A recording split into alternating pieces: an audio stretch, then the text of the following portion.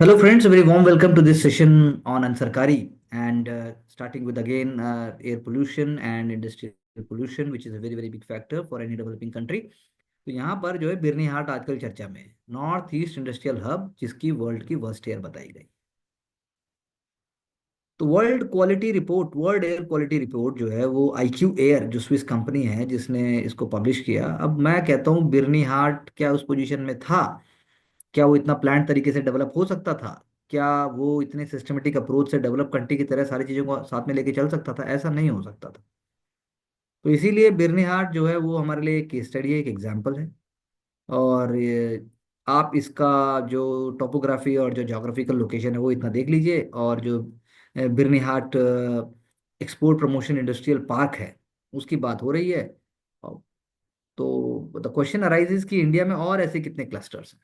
You just have to look up the clusters and we have to see कि जो NEERI यानी हमारे जो नेशनल इन्वायरमेंट जो रिसर्च इंस्टीट्यूट है नीरी, जो है वो कैसे सिस्टमेटिक अप्रोच से जितनी उसकी कैपेसिटी है उतना कैसे काम कर रहा है। क्योंकि fossil fuels obviously is a very big element into it. और अभी हम उससे दूर होने भी नहीं जा रहे हैं, क्योंकि यहाँ पर जैसे एग्जांपल है brick manufacturing, cement clinker grinding units, वो सब तो रहेंगी। उसके बिना कोई भी कंट्री का डेवलपमेंट नहीं हुआ है। तो हमारे लिए ये एक तरफ कुआं एक तरफ खाई वाली बात है। कल भी हमने चर्चा की थी कि जो शाकोज की स्टोरी दोबारा से वो डिटेल में आई है। स्ट्रेटेजिकली लोकेटेड इंडियन ओशियन में है ये आर्किपेलागो, और डिस्प्यूट है ये मॉरिशस और यूके के बीच में। तो उसकी पूरी स्टोरी दी है। तो but for us what is important, हमारे लिए इम्पोर्टेंट है कि जो एग्रीमेंट जो हुआ है, मॉरिशस ने जो अपनी सोवरेनिटी क्लेम की है और जो उसकी जो इवोल्यूशन है वो उसके ऊपर आपको शॉर्ट नोट बनाना है। और इंटरनेशनल कोर्ट ऑफ जस्टिस का इसमें रोल क्या है, और यूनाइटेड नेशन जनरल असेंबली ने क्या स्टैंड लिया। तो मॉरिशस के जैसा ही अगर हम बाकी सोचें, ऐसे और भी लोकेशंस हैं पूरे वर्ल्ड में जहाँ पर इस तरीके के इश्यूज हैं, पर इतना कभी अभी सामने चीजें आई ही नहीं है। वो हमारे देखने वाली बात है। तो क्वेश्चन ये है कि इंडिया अब क्या इस लेवल पे आ गया है, इंडिया इतना पावरफुल हो गया है कि इंडिया की बात भी सुनी जाने लगी है। चाहे फिर वो, अब मैं रशिया यूक्रेन वॉर की बात करूं तो उसमें इंडिया ने सबसे पहले ये कह दिया था कि war is not a solution in these times. तो similarly the case over here. तो आप इसका जैसे अब ज्योग्राफी की सीरीज में हमने पूरी चर्चा की है कि अटॉल क्या होता है। जैसे यहाँ पर दिया भी हुआ है कि atoll is a ring shaped coral reef island और series of islands which surrounds a body of water called lagoon. तो जो बेसिक कॉन्सेप्ट्स हैं वो हमने पहले ही कवर किए हुए हैं सेपरेटली। आपको सिर्फ ये देखना है कि कैसे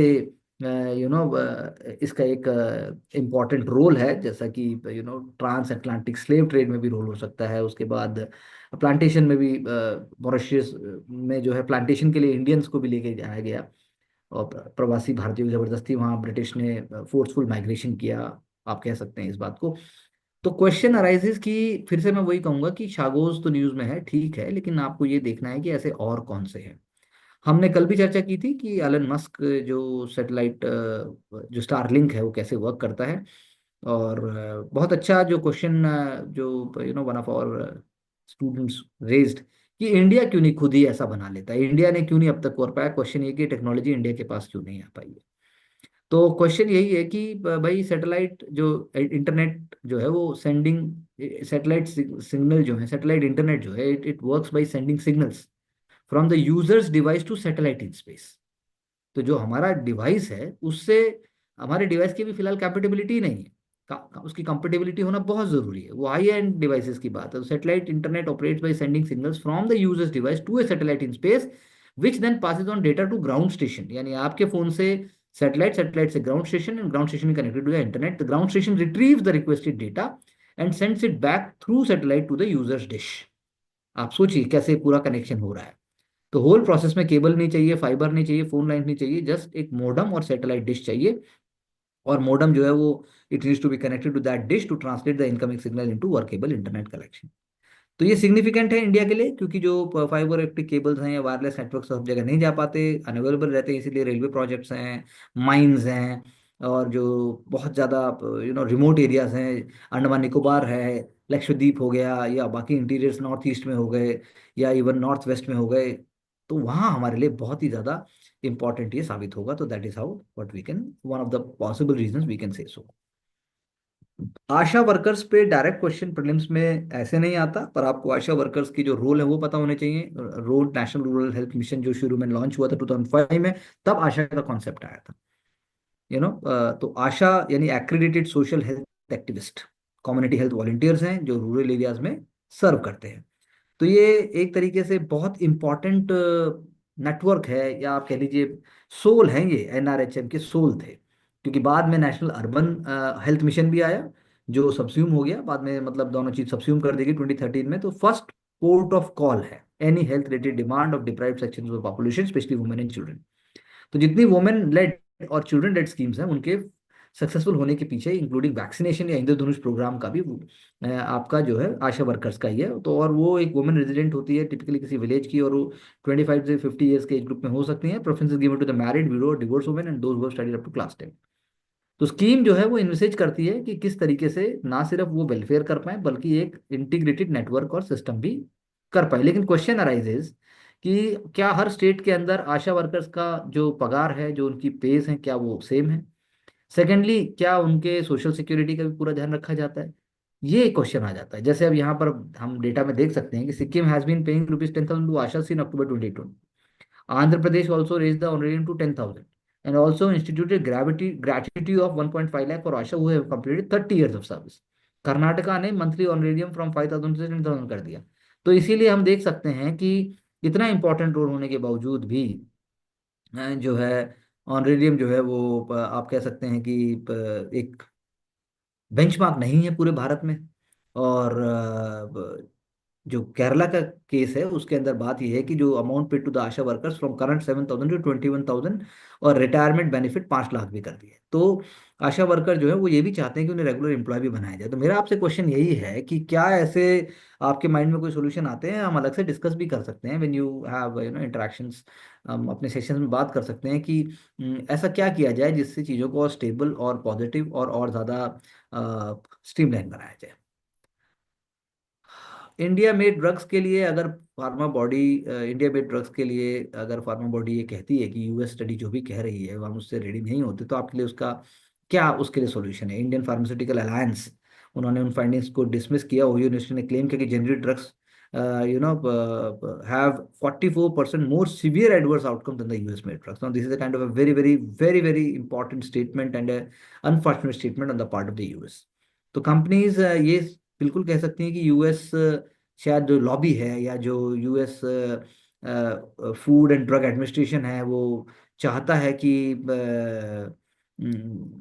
मे बी देयर में बी अदर वेस्टेड इंटरेस्ट में बी ऑल्सो पॉसिबल। लेकिन इसका सोल्यूशन यही है कि जो इंडिया फार्मा सेक्टर है वो अपनी ट्रांसपेरेंसी को, ड्रग मैन्युफैक्चरिंग लोकेशंस को, ऑपरेशंस को, सप्लाई चेन को और ज़्यादा स्ट्रीमलाइन और ज़्यादा अपने उसको ट्रांसपेरेंट बनाए।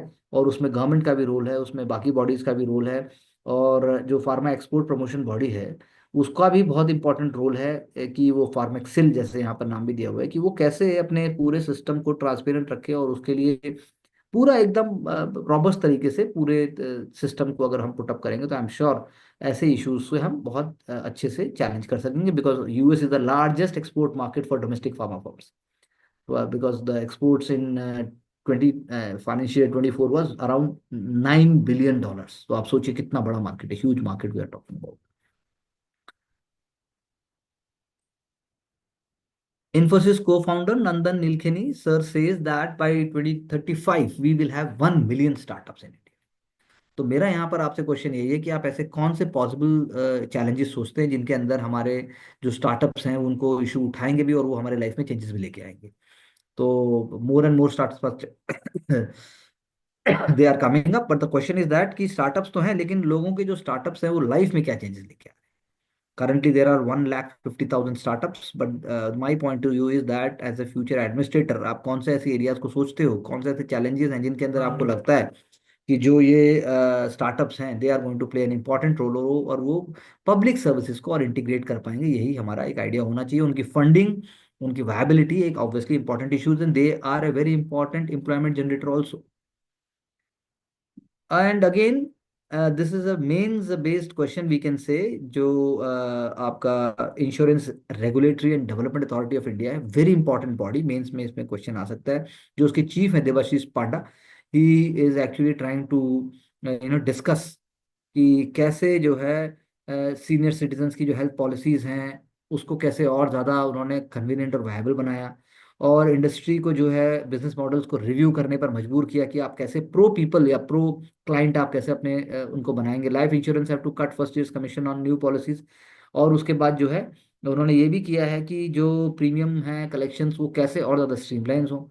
तो जो इल है बैंकिंग सिस्टम में, जैसे कि बहुत बार मिस सेलिंग है प्रोडक्ट्स की, या फिर आप कह सकते हैं कि बैंक्स जो हैं वो लो कॉस्ट डिस्ट्रीब्यूशन मॉडल को प्रमोट नहीं कर रहे हैं, तो उन्होंने इन चीज़ों को फोकस किया। जैसे उन्होंने एक प्रोजेक्ट यहाँ पे डिस्कस किया है, जैसे बीमा सुगम a digital market place, Bima Vistaar a composite insurance product, and Bima Vahak a woman led insurance distribution model. तो ये बहुत ही सिग्निफिकेंट इनिशिएटिव है, और ये तीनों कंपोनेंट जो है वो आपके पूरे के पूरे अगर इंडिया में जब पेनिट्रेट करते हैं तो हमारा लाइफ इंश्योरेंस जो है वो और ज़्यादा पेनिट्रेट होगा। लाइफ में जो सोशल सिक्योरिटी बेनिफिट्स हैं वो और ज़्यादा स्ट्रीमलाइन होंगे। तो जो गवर्नमेंट का जो टारगेट है कि insurance for all by 2047 vision जो इंडिया लेके चल रहा है, वो बहुत इंपॉर्टेंट है। तो दिस इज वाई वी से फॉर द मेंस एग्जामिनेशन जो एक क्वेश्चन आ सकता है जिसमें आपको इंश्योरेंस रेगुलेटरी डेवलपमेंट अथॉरिटी का जो चैलेंजेस हैं और जो वो स्टेप्स ले रहे हैं उसको आप कैसे क्रिटिकली लिख पाएंगे, और कैसे आप बताएंगे कि कैपिटल फाइनेंशियल सेक्टर भी मतलब फिनटेक कंपनीज आई शुड से वो भी एक रोल प्ले कर रहे हैं। तो इस पर्सपेक्टिव से हमें देखना होगा। NASA's newest space telescope blast off, so you must know the name कि स्फेयर करेगा क्या। तो instead of counting galaxies, SphereX will observe the total glow produced by the whole app, including the earliest ones. Now this is the simple and I am again repeating कि उसका role है SphereX जो है वो Galaxy सिर्फ देखेगा नहीं, उनके एग्जीक्यूट डिटेल्स में नहीं देखेगा। नासा के जो लार्जर और मोर एलोबरेट जैसे हबल और वेब स्पेस टेलीस्कोप्स हैं, वो with the narrow fields of viewing वो कर सकते हैं ऐसा। Narrow fields of view, instead of counting galaxies or focusing on them, SphereX will observe the total glow produced by the whole lot, पूरे Galaxy से। यानी जो ये तो पूरा निकल रहा है, तो अर्लीस्ट वंस कैसे पहले बने, और वो जो है ना बिग बैंग थ्योरी जिसकी हम बात करते हैं उसको भी वो समझने की और उसको भी और डिमिस्टिफाई करने की कोशिश की जाएगी। जो कॉस्मोलॉजिकल ग्लो है, जो पूरी पूरी लाइट है कॉस्मिक हिस्ट्री में, वो कैसे कैप्चर की जाए, that is the role of sphere. तो बिग बैंग नहीं, हम मतलब जो है अ, उसके बाद क्या हुआ, बिग बैंग जब होता है तो उसके बाद जब बिगनिंग होती है यूनिवर्स की, लाइट जब पूरी वो जो होनी शुरू होती है, that's what Spherix is going to do. Lok Sabha ने बिल पास किया to boost oil and gas sector, and parliament on Wednesday passed a bill that is expected to bring ease of doing business, that's a key word. तो जो bill का proposal ये दर्शाता है कि जो पेट्रोलियम ऑपरेशंस हैं वो माइनिंग से अलग होने चाहिए और ज़्यादा इस सेक्टर में इन्वेस्टमेंट आने चाहिए। इन्वेस्टमेंट आएगा और साथ साथ में टेक्नोलॉजी, साथ साथ में सेफ्टी और साथ में एफिशिएंसी अगर बढ़ती है, then definitely we are going to have more economic output in that perspective. Original act from the 1948 defined petroleum and natural gas as mineral oils. This bill expands the definition to include oil,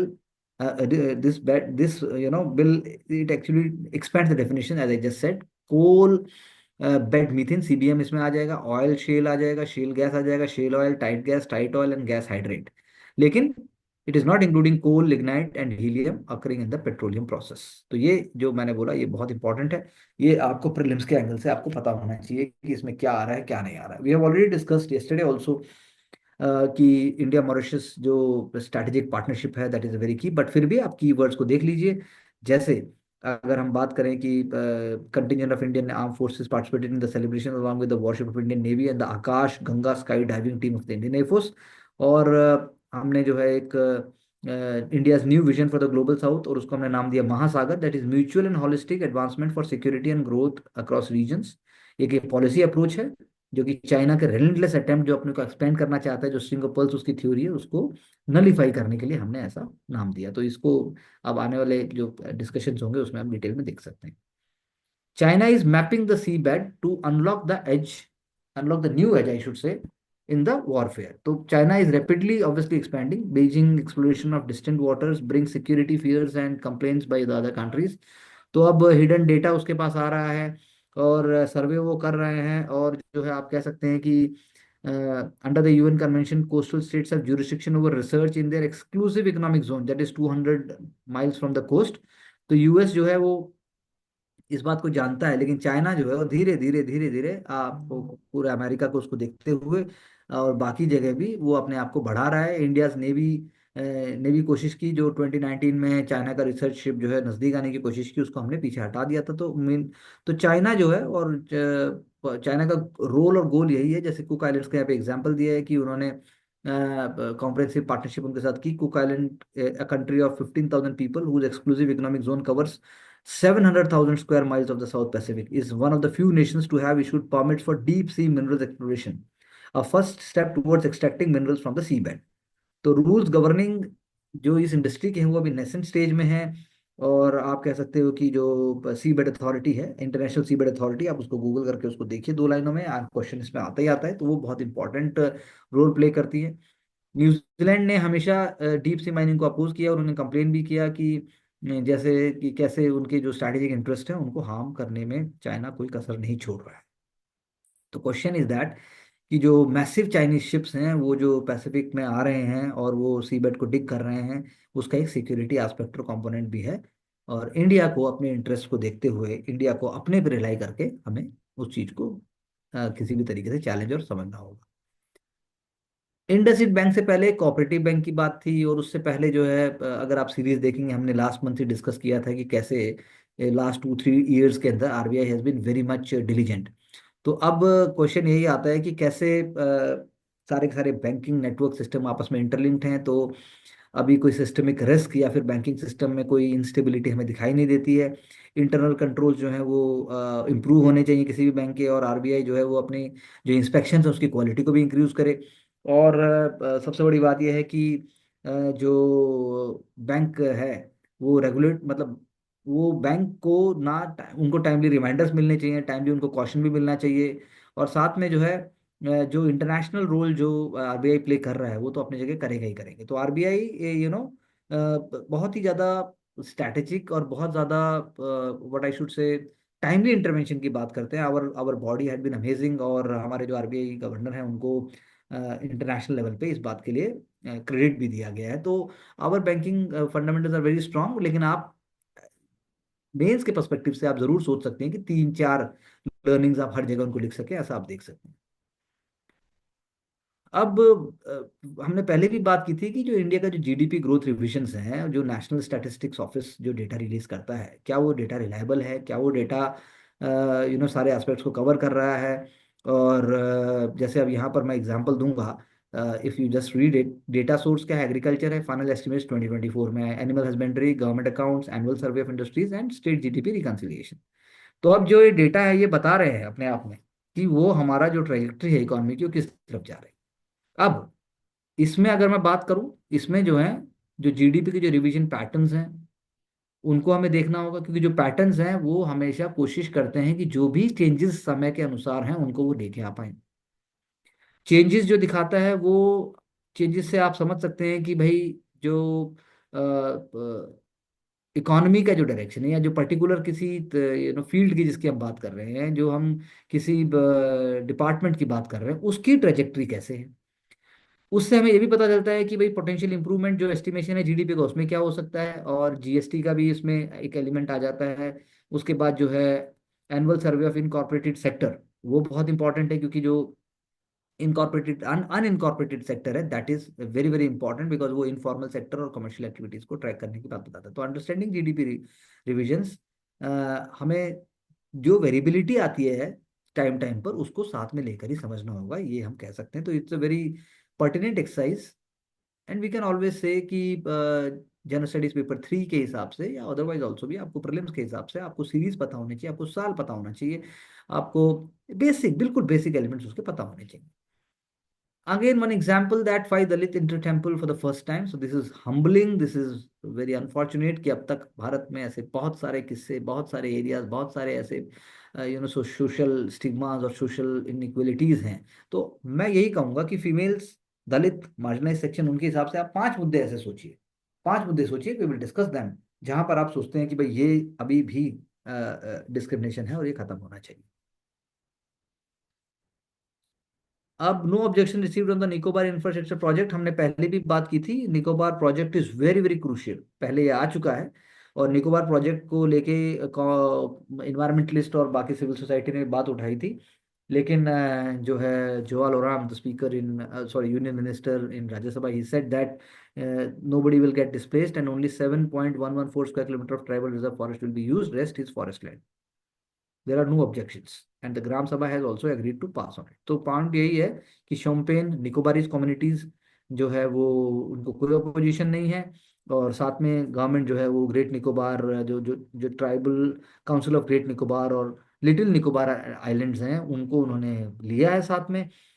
और question ये उठता है कि भाई हमारे लिए बहुत important है क्योंकि बहुत स्ट्रेटेजिक है, ना सिर्फ वो मलक्का स्टेट से, ना सिर्फ मैं कहूँगा थाईलैंड और गल्फ से, ना मैं सिर्फ कहूँगा चाइनीज पर्सपेक्टिव से, अदरवाइज इंडिया का जो हेफ्ट है, इंडिया का जो कल को आने वाला जो समय है जिसमें हमें शांति और सुरक्षा और हिम्मत सब चीज़ों का है, तो उसमें निकोबार का जो ये इंफ्रास्ट्रक्चर प्रोजेक्ट है, it is going to play very very important role, ना सिर्फ डिजास्टर मैनेजमेंट में, अपितु आप एनर्जी लेन के हिसाब से और इंडस्ट्रियल डेवलपमेंट के हिसाब से भी बहुत इंपॉर्टेंट है, इंडिया के लिए बहुत महत्वपूर्ण होगा। तो that is why government has been trying and they have taken up this project, जिसके डिटेल्स लास्ट ईयर आए थे और हमने चर्चा में भी किए, चर्चा में लिए थे, लेकिन अभी आप सिर्फ you can just Google it and then get back to me. One more example in Karnataka, roti revival brands and business for women.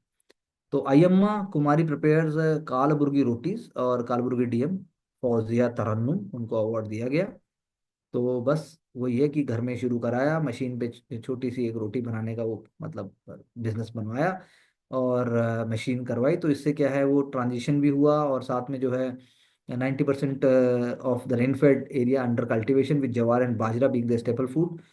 लेकिन अब धीरे धीरे अर्बनाइजेशन आया, तो अर्बनाइजेशन के लिए कालबुर्गी के जो डिप्टी कमिश्नर हैं फौजिया तरन्नुम, उन्होंने ये स्टार्ट किया और उन्होंने जो है कालबुर्गी रोटी सहारक संघा, उन्होंने इसको मदद की पुश कराने में। 150 रोटी मेकिंग मशीन्स लेके आई, 25 वुमेन से opted for subscription model of making one time payment of ₹5,000 to the cooperative forum. तो मशीन जो है 5 से 10 लाख की है, लेकिन सब्सिडाइज रेट पे 2 लाख रुपए में उन्होंने अवेलेबल कराया और उसको एक तरीके से एक लाइवलीहुड का ऑप्शन बनवाया। तो जवार बाजरा और दपट्टी रोटीज बनी और उसका एक ब्रांड बनाया, कालबुर्गी रोटी ब्रांड। और पीएम जो कृषि सिंचाई योजना है और like PM formalisation of micro enterprises and ये उनके जो बाकी लिंकेजेस हैं स्टेट गवर्नमेंट के साथ भी, उन्होंने उसको मदद की, ऑर्डर्स भी आए। तो आप कह सकते हैं कि ये एक उन्होंने सेटिस्फैक्ट्री और बहुत ही ज़्यादा रिलायबल अपॉर्चुनिटीज़ को क्रिएट करने की बात की, we must appreciate it. Now we have been talking about inflation. तो डेटा रिलीज हुआ, एनएसएस ने डेटा रिलीज किया, रिटेल इन्फ्लेशन जो है मॉडरेट है, now falling below the RBI target of 4%। Inflation as measured by the CPI, that is consumer price index, वो decline हो गया 7 मंथ में और नीचे आ गया। तो रिटेल इन्फ्लेशन अब नीचे आ गया, तो आरबीआई उसी के हिसाब से एक्शन लेंगे। तो क्वेश्चन वही है कि आपको मॉनेटरी पॉलिसी कमेटी के मेंबर कितने हैं, मॉनेटरी पॉलिसी कमेटी मिलती कब है, उसके बाद आरबीआई डिसाइड कैसे करता है, ये आपको पता होना चाहिए। बाकी फैक्टर्स तो they are just coming up. बहुत अच्छा ये डिस्कशन है कि इंडिया विश्व गुरु कैसे बने, क्या टू डू लिस्ट है अगर इंडिया को विश्व गुरु बनना भी है। तो उसमें इमेजिन इंडिया के 5,000 Indian peacekeeper stabilising Europe bloodiest conflict since world war 2। अगर ये बात है तो भाई कमाल है, फिर तो हम पूरे के पूरे उसकी निरुपमा राव मैम का जो कहना है, I believe if I am not wrong she had been the UPSC board member also, क्योंकि I remember one of my students who gave interview once and he discussed with me कि Nirupama ma'am ने उनसे questions क्या क्या पूछे थे। तो उन्होंने इस क्वेश्चन की तरह ही रखा है कि इंडिया को अगर विश्व गुरु बनना भी है तो आप क्या बोलेंगे। तो सबसे पहले जो है वही बात है कि इंडिया की स्ट्रैटेजिक अनअपोलोजेटिक और इंडिया का जो अपना स्टैंड है उस पर इंडिया को लगे जाना चाहिए।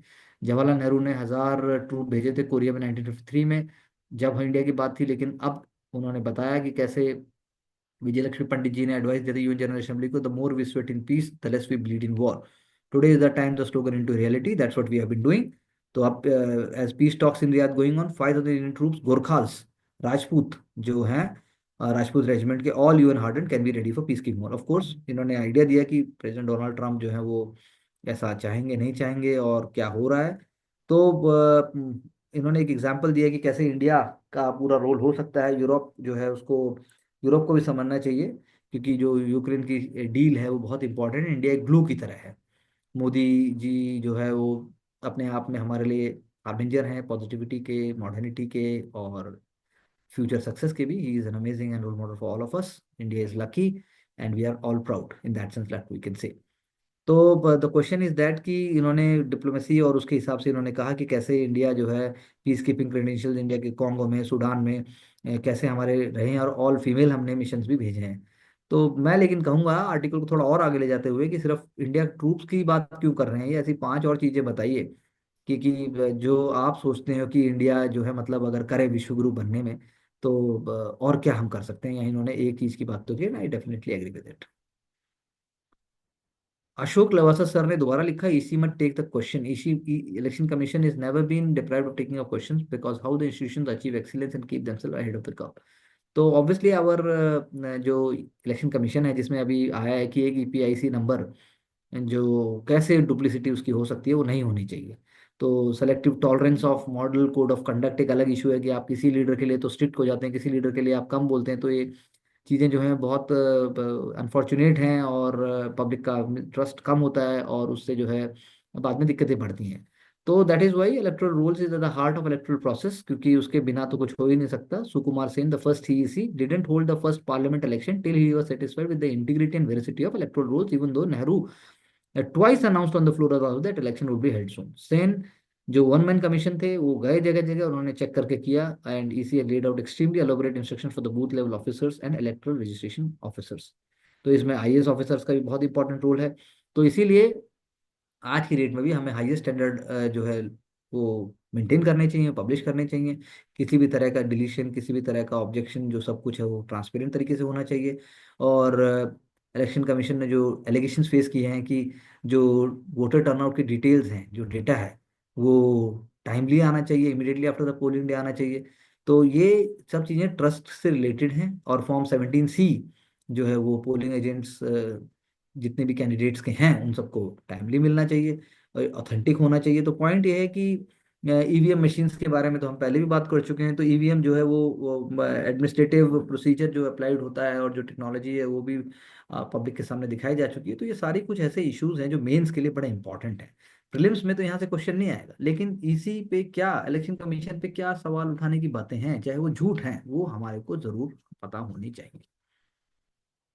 Give ₹100 per quintal to farmers to curb stubble burn, house panel ने ऐसा गवर्नमेंट को बोला। तो practice of crop burning, crop residue जिसको पराली कहते हैं, पार्लियामेंट्री स्टैंडिंग कमेटी ने रिकमेंड किया कि सेंटर जो है वो ₹100 पर क्विंटल पैडी के लिए जलाने के लिए फार्मर्स को कंपनसेशन दे।